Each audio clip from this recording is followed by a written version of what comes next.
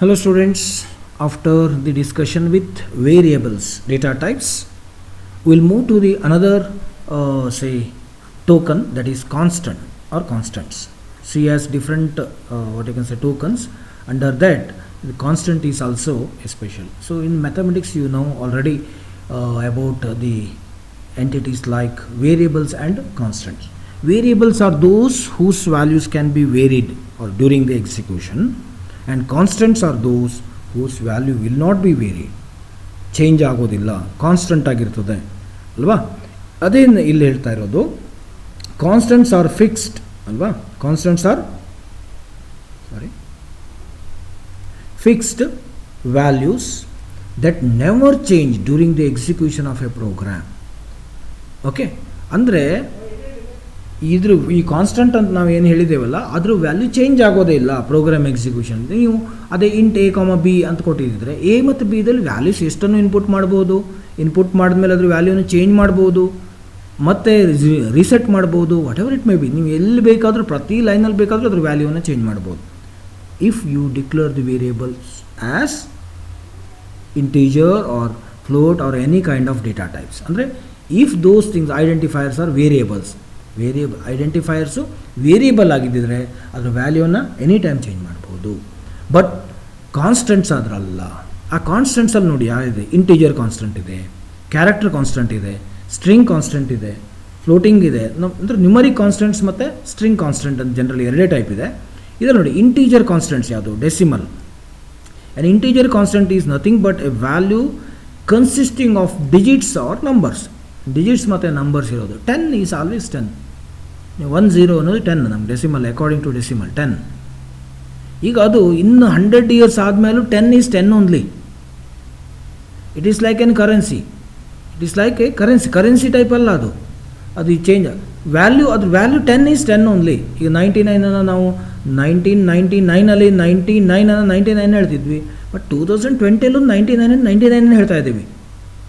ಇದು 3020 ನಾವು 99 ಅಂತ ಹೇಳ್ತೀವಿ, because these are constants. Okay, decimal constants contain digits from 0 to 9. ಅಂದರೆ 111, 1234 ಇದ್ರ ವ್ಯಾಲ್ಯೂ ಇಷ್ಟೇ ಇದೆ ಯಾವಾಗಲೂ. 1234 is not at all equivalent to 1235. 1235ಗೆ ಈಕ್ವಲ್ ಅಲ್ಲ ಅದು ಯಾವುದೇ ವರ್ಷದಲ್ಲೂ. ಓಕೆ, ಇವು ವ್ಯಾಲಿಡ್ ಡೆಸಿಮಲ್ ಕಾನ್ಸ್ಟೆಂಟ್ಸ್. ಆಮೇಲೆ ಈಗ ಆಕ್ಟಲ್ ಕಾನ್ಸ್ಟೆಂಟ್ಸ್ ಬರ್ತದೆ. 0 to 7 ಆಕ್ಟಲ್ ಯಾವಾಗಲೂ 0 to 7 ಯೂಸ್ ಮಾಡ್ತೀವಿ. ಟೋಟಲ್ 8 ಬೇಸ್ 8 ಇದೆ ಅದರದ್ದು. ನೋಡಿ 012 ಅಥವಾ 065 ಈಗೆಲ್ಲ ಇದೆ, ಇವೆಲ್ಲ valid octal constants. Hexadecimal use ಮಾಡ್ತೀವಿ ನೋಡಿ, OX2 OXBCD. ಅಂದರೆ ಈ ಹೆಕ್ಸಾಡೆಸಿಮಲ್ ಏನು ಕೇಳಿದ್ರೆ 0 to 9 ಯೂಸ್ ಮಾಡ್ತೇವೆ. ಆಮೇಲೆ A B C D E F ಇಷ್ಟನ್ನು ಯೂಸ್ ಮಾಡ್ತೀವಿ.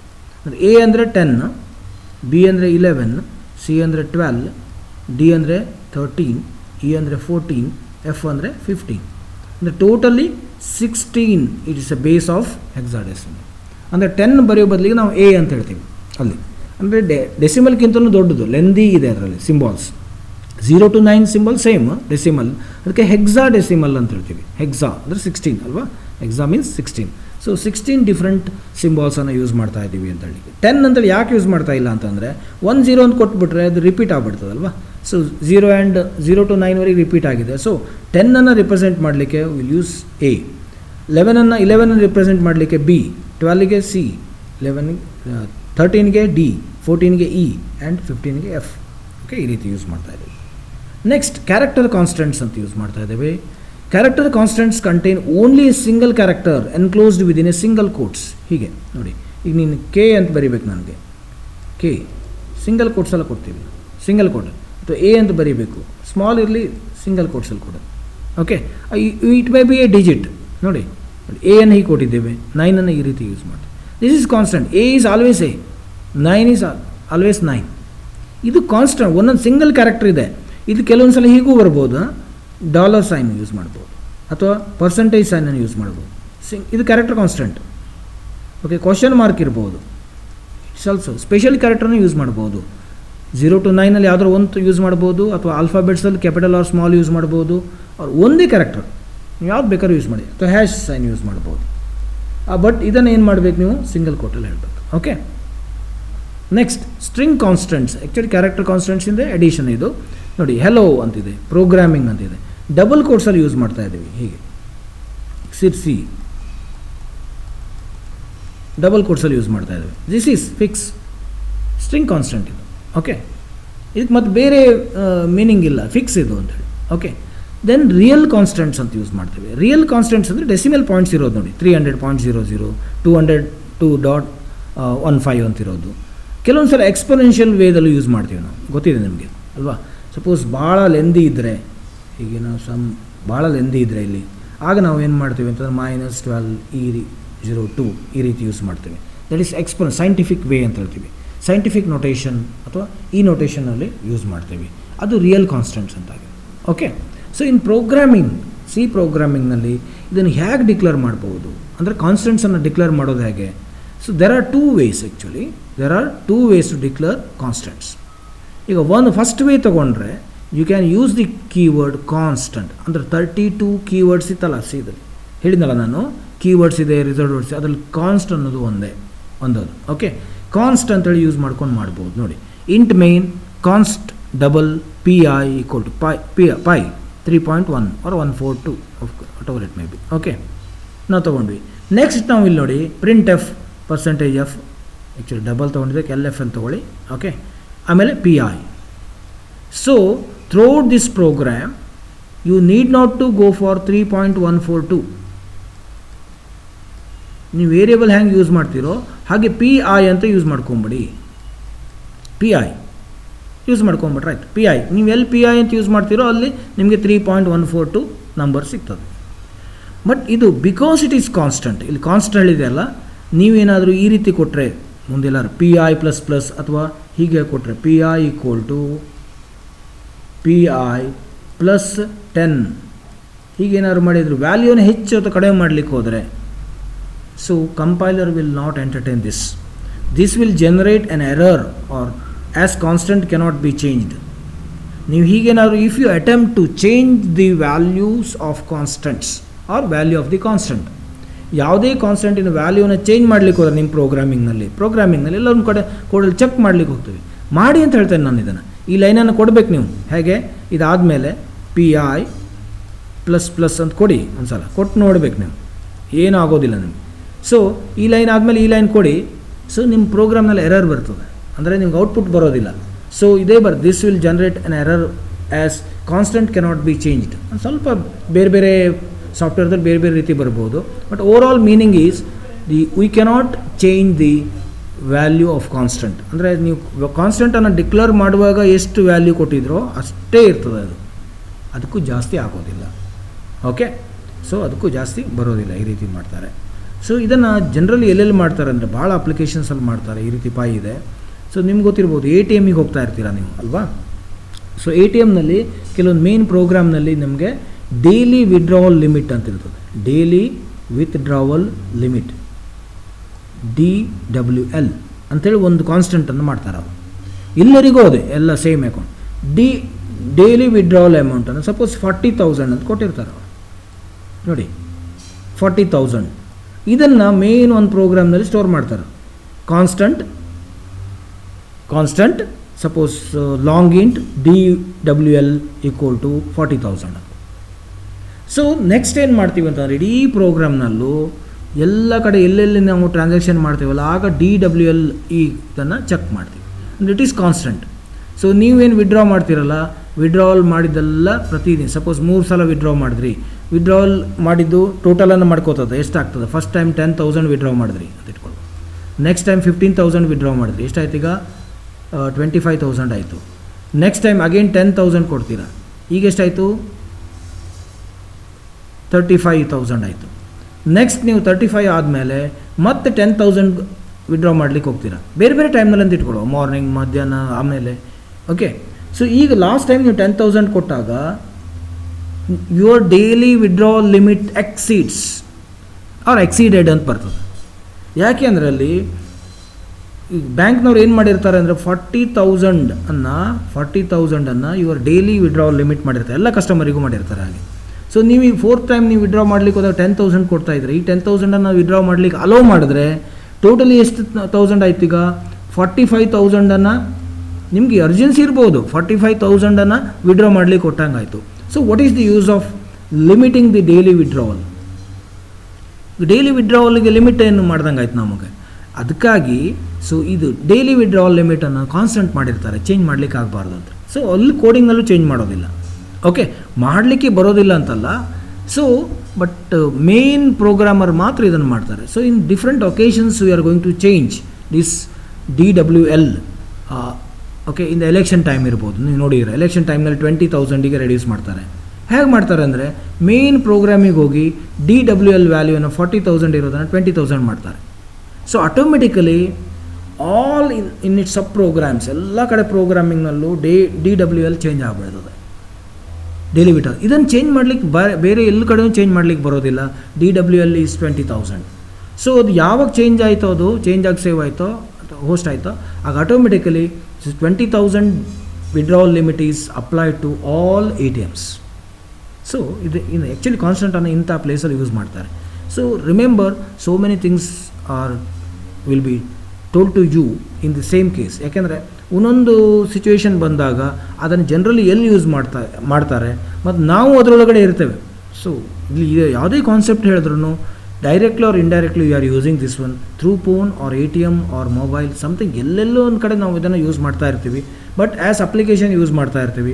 ಬಟ್ ಬೇಸಿಕಲಿ ಇದನ್ನು ಮಾಡೋರು ನಾವೇ, ಅಂದರೆ ಪ್ರೋಗ್ರಾಮರ್ಸ್ ಮಾಡ್ತಾ ಇರ್ತಾರೆ. Okay, this is one way of creating or declaring the constant, and the another way is using hash define ಅನ್ನೋದೊಂದು preprocessors directive statement ಇಂದ ಯೂಸ್ ಮಾಡ್ತೀವಿ.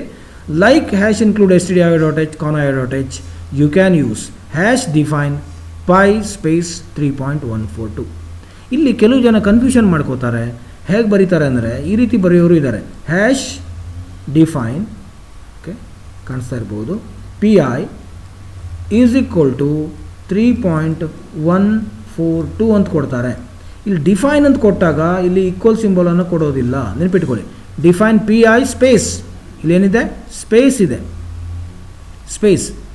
ಈ ಡಿಫೈನ್ ಒಳಗಡೆನೆ ಪ್ಲಸ್ ಈಕ್ವಲ್ ಸಿಂಬಲ್ ಇದೆ, ಗೊತ್ತಾಯ್ತಾ? Define, you are defining PI as 3.142, PI equal to 142 ಅಂತೇಳಿ ಇದೆ. So ನೀವು ಮತ್ತೆ ಈಕ್ವಲ್ ಸೈನನ್ನು ಇಲ್ಲಿ ಕೊಡಬಾರ್ದು. So this is wrong. Equal sign ಕೊಡ್ತೇವಲ್ಲ, ದಿಸ್ ಈಸ್ ಅಬ್ಸಲ್ಯೂಟ್ಲಿ ರಾಂಗ್. ಆಮೇಲೆ ನೋಡಿ, ಇಲ್ಲಿ ಕೊಟ್ಟಾಗ ಇಂಟ್ ಇಲ್ಲಿ LF ಅಂತ ಯೂಸ್ ಮಾಡಿ, ಅಥವಾ ಜಸ್ಟ್ F ಯೂಸ್ ಮಾಡಿ, PI ಯೂಸ್ ಮಾಡ್ಕೋತೀವಿ. ಅಥವಾ area of circle equal to PI into R ಅಂತ ಹೇಳ್ತೀವಿ. ಸೊ ನೀವು ಎಲ್ಲಿ 3.142 ಯೂಸ್ ಮಾಡ್ತೀರಲ್ಲ ಅಲ್ಲೆಲ್ಲ ಇದನ್ನು ಯೂಸ್ ಮಾಡ್ಕೊತೀವಿ. ಸೊ ಎಷ್ಟೋ ಜನ ಕೇಳೋರು ಇದ್ದಾರೆ, ಸರ್ PI ಅಂತ ಯೂಸ್ ಮಾಡೋ ಬದಲಿಗೆ ಅದೇನು ದೊಡ್ಡ ಹೆವಿ ಅಲ್ಲ, 3.14 ಅಥವಾ 142 ಅಂತೇಳಿ ಕೊಡ್ಬೋದಲ್ಲ, ಏನು ಸರ್ ಅಷ್ಟು ದೊಡ್ಡ ಟಫ್ ಏನಿದೆ? ಹಾಂ, ಇಲ್ಲೊಂದು 2 ಕ್ಯಾರೆಕ್ಟರ್ ಇದೆ, ಇಲ್ಲೊಂದು 2 ಕ್ಯಾರೆಕ್ಟರ್ ಕೊಡ್ತೀವಿ, ಅದರಲ್ಲಿ ಏನಿದೆ? ಅಥವಾ ಇಲ್ಲಿ ಎಷ್ಟೋ ಸಲ ನಾವು PI ಅಥವಾ ಇಂಥ ವೇರಿಯೇಬಲ್ಸನ್ನು ನಾವು 2 ಡಿಜಿಟ್ಸಲ್ಲಿ ಬರೆಯೋದು ಇದೆ, 20 ಅಥವಾ 10 ಅಥವಾ 99 ಅಂತ ಕೊಡೋದು ಇದೆ. ನಂಬರನ್ನೇ ಕೊಡ್ಬೋದಲ್ಲ ಸರ್, ಮತ್ತೆ ಯಾಕೆ ಹೀಗೆ ಇದನ್ನು ಯೂಸ್ ಮಾಡ್ತೀರಿ ಅಂತ ಕೇಳ್ತಾರೆ. ಸೊ ಈ ರೀತಿ ನಾವು ಐಡೆಂಟಿಫೈರ್ ಕೊಡೋದ್ರಿಂದ ಎಕ್ಸ್ಪ್ರೆಷನಲ್ಲಿ ಬರೆಯೋದು ಈಸಿ. ಎಕ್ಸ್ಪ್ರೆಷನ್ದಲ್ಲಿ ಇನ್ಸ್ಟೆಡ್ ಆಫ್ ನಂಬರ್ಸ್, ಈಗ 3.142 ಏನೋ ಸಮ್ ಟೈಮ್ ಚೇಂಜ್ ಆಗ್ಬೋದು ಅದು ಬರೆದಿದ್ದು. ಫಾರ್ ಎಕ್ಸಾಂಪಲ್ ನಾನು ಹೇಳ್ತಾ ಇದ್ದೇನೆ, ಕೇಳ್ಕೊಳ್ಳಿ. PI ಬರಲಿಕ್ಕೆ ಯಾರೊಬ್ಬರು PL ಅಂತ ಬರೆದ್ರು ಅಂತ ಇಟ್ಕೊಳ್ಳುವ. PI ಬರಲಿಕ್ಕೆ ಕೋಡಿಂಗ್ನಲ್ಲಿ PL ಅಂತ ಬರೆದ್ರು, ಇಲ್ಲೇ PI ಅಂತ ಬರೆಯೋ ಬದಲಿಗೆ PL ಅಂತ ಬರೆದ್ರು. ಸೊ ಈಗ PL ಬರಲಿಕ್ಕೆ ಹೋದರೆ program will give error, because PL is undefined symbol, PL ಅಂತ ಬರ್ತದೆ. ಅದೇ ನೀವು 3.142 ಬದಲಿಗೆ 3.145 ಅಂತ ನೀವು ಒಂದು ಕಡೆ ಬರೆದಿದ್ದರೆ program will not give any error. Program will not give any error. ಅರ್ಥ ಆಗ್ತಾ ಇದೆಯಾ? ನಂಗೆ ಗೊತ್ತಿಲ್ಲ. PI, ಅದಕ್ಕಾಗಿ even for the constant it is better to define in any one of the ways. ಯಾವುದಾದ್ರೂ ಒಂದು ವೇದಲ್ಲಿ ಮಾಡಿ, ಇಟ್ ಈಸ್ PI ಅಂತಂದರೆ PI ಅಂತೇಳಿ ಯೂಸ್ ಮಾಡಿ. ಯಾಕೆ ನೀವು PI ಬೆಟರ್? ಇದು ನಿಮ್ಗೆ ಗೊತ್ತಿದೆ, ಇಟ್ ಈಸ್ ನೌನ್ ನಂಬರ್. ಆದರೂ ನಾವು ಯಾಕೆಂದರೆ area of circle equal to, ನೀವು ಈ PI ಬದಲಿಗೆ ನೀವೇನಾದ್ರು PL ಅಂತ ಬರೆದು ಇಂಟು R ಅಂತೇಳಿ ಯೂಸ್ ಮಾಡಿದ್ರೆ, so compiler will give error. ಇದು ಎರರ್ ಅಂತ ಹೇಳ್ತದೆ. ಎಲ್ಲಿ ಎರರ್ ಕೊಡ್ತದೆ ಅಂದರೆ ಇದೆ error. PL is undefined symbol ಅಂತ ಬರ್ತದೆ. ಇದ್ರ ಬದಲಿಗೆ ನೀವೇನಾದ್ರು ನೋಡಿ AC ಈಕ್ವಲ್ ಟು ಈ ಎಕ್ಸ್ಪ್ರೆಷನ್ ಬರೆದ್ರೆ area of circle equal to 3.145 into R ಅಂತ ಬರೆದಿದ್ದರೆ ನೋ ಎರರ್, ಇದು ಎಕ್ಸಿಕ್ಯೂಟ್ ಆಗ್ತದೆ. ಬಿಕಾಸ್ 3.142 ಇರಲಿ 142 ಇರಲಿ 3 ಇರಲಿ 5 ಇರಲಿ whatever it may be, so ಅದು ಸಂಬಂಧ ಇಲ್ಲ, ನಂಬರ್ ಅಲ್ಲ, pure number, it is correct number, correct ಫಾರ್ಮ್ನಲ್ಲಿದೆ. ಸೊ ಅದು ಇಂಟು ಮಾಡಿ ಅಪ್ಲೈ ಮಾಡಿಬಿಡ್ತದೆ ಅಥವಾ ಇದನ್ನು ಪರ್ಫಾರ್ಮ್ ಮಾಡಿಬಿಡ್ತದೆ. So no error, logical error, ಅವಾಗ ಔಟ್ಪುಟ್ಟಲ್ಲಿ ಡಿಫ್ರೆನ್ಸ್ ಬರ್ಬೋದು. ಸೊ ನೀವು ಇಲ್ಲಿ PL ಅಂತ ಯೂಸ್ ಮಾಡಿದ್ದಕ್ಕೆ PI ಬದಲಿಗೆ ನೋಡಿ ಇಲ್ಲಿ ಏನು ಹೇಗೆ ಕೊಟ್ಟಿದ್ದೀರ ಹಾಗೇ ಕೊಡಬೇಕು. ಸೊ ಇದು ಪರ್ಟಿಕ್ಯುಲರ್ ಸಿಂಗಲ್ ಕ್ಯಾರೆಕ್ಟರ್ ಕೊಡ್ಬೋದು, A ಅಂತೇಳಿ ಕೊಡ್ಬೋದು, PI ಅಂತ ಕೊಡ್ಬೋದು, ಬಟ್ ಮೀನಿಂಗ್ಫುಲ್ ವೇರಿಯೇಬಲ್ಸನ್ನು ಕೊಡಿ ಅಂತ ಗೊತ್ತಾಯ್ತಲ್ಲ. So even though the constant value is known to the programmer, it is always recommended to give the identifier name for the constants like variables. Okay, fine. I hope you understood this particular concept. ಭಾಳ easy ಇದೆ ಇದು concept, ಭಾಳ easy ಇದೆ, ಇದು ಅರ್ಥ ಆಗಿದೆ ಅಂತ ತಿಳ್ಕೊಳ್ತೇನೆ ನಾನು. So constant, so please reply, ಇದಕ್ಕೆ ನಿಮಗೆ I expect the reply, actually ಇದಕ್ಕೆ ನಾನು ರಿಪ್ಲೈನ ಎಕ್ಸ್ಪೆಕ್ಟ್ ಮಾಡ್ತಾ ಇದ್ದೇನೆ. ಸೊ ಡೋಂಟ್ ರೈಟ್ ಆ್ಯಂಡ್ ಇದನ್ನು ಪ್ರಿಂಟ್ ಮಾಡಿಕೊಂಡು ಸ್ಕ್ರೀನ್ಶಾಟ್ ಕೊಡಬೇಡಿ. Please reply about this particular topic, about the constant, whether you have understood this constants. ಈ ಕಾನ್ಸ್ಟೆಂಟ್ಸ್ ಬಗ್ಗೆ ನಿಮಗೆ ಅರ್ಥ ಆಯಿತೋ ಇಲ್ಲೋ ಅನ್ನೋದನ್ನು just reply it. Okay, so ನಾನು ಅದನ್ನು ಮೆನ್ಷನ್ ಮಾಡ್ತಾ ಬರ್ತೇನೆ, ಆ್ಯಕ್ಚುಲಿ ಎಲ್ಲೆಲ್ಲಿ ಯಾರ್ಯಾರು ಏನೇನು ಹೇಳಿದ್ದಾರೆ ಅಂತೇಳಿ ನಾನು ಡಾಕ್ಯುಮೆಂಟ್ ಮಾಡ್ತೇನೆ. Don't forget to reply. Okay, so about this particular topic only, ಈ ಕಾನ್ಸ್ಟೆಂಟ್ ಬಗ್ಗೆ ನಿಮ್ಗೆ ಅರ್ಥ ಆಯ್ತಾ, ಕ್ಲಿಯರಾಗಿ ಅರ್ಥ ಆಯ್ತಾ? So whether you can differentiate variable and constant ಮತ್ತು ವೇರಿಯೇಬಲ್ ಬಗ್ಗೆ ಕ್ಲೀನಾಗಿ ಅರ್ಥ ಆಯ್ತಾ, ಅಥವಾ ಎಲ್ಲರೂ ಡೌಟ್ಸ್ ಇದೆಯಾ? ಸೊ ಇಷ್ಟು ದಿನ ನಾನು ಬರೀ ನೀವು ಮಾಡಿಕೊಡಿ, ಏನಾದ್ರು ಬರೀರಿ, ಅದು ನೋಟ್ಸ್ ಮಾಡಿಕೊಡಿ ಅಥವಾ ಸೆಂಡ್ ಮಾಡಿ ಅಥವಾ ಎಕ್ಸಿಕ್ಯೂಟ್ ಮಾಡಿ ನೋಡಿ ಅಂತ ಹೇಳ್ತಿದ್ದೆ. ಬಟ್ ದಿಸ್ ಟೈಮ್ ಒಂದೊಂದು ಟಾಪಿಕ್ ಒಂದೊಂದು ರೀತಿ ಹೇಳ್ತಾ ಇದ್ದಾನೆ for this particular topic. So I am expecting your reply about this one. ಎಲ್ಲರೂ ಸರ್ ಭಾಳ ಚೆನ್ನಾಗಿ ಅರ್ಥ ಆಯಿತು ಅಂತ ಹೇಳಲ್ಲ, ನಿಮಗೆ ಏನು ಅನ್ನಿಸ್ತಾ ಇದೆ ಒಪಿನಿಯನ್ ಹೇಳಿ.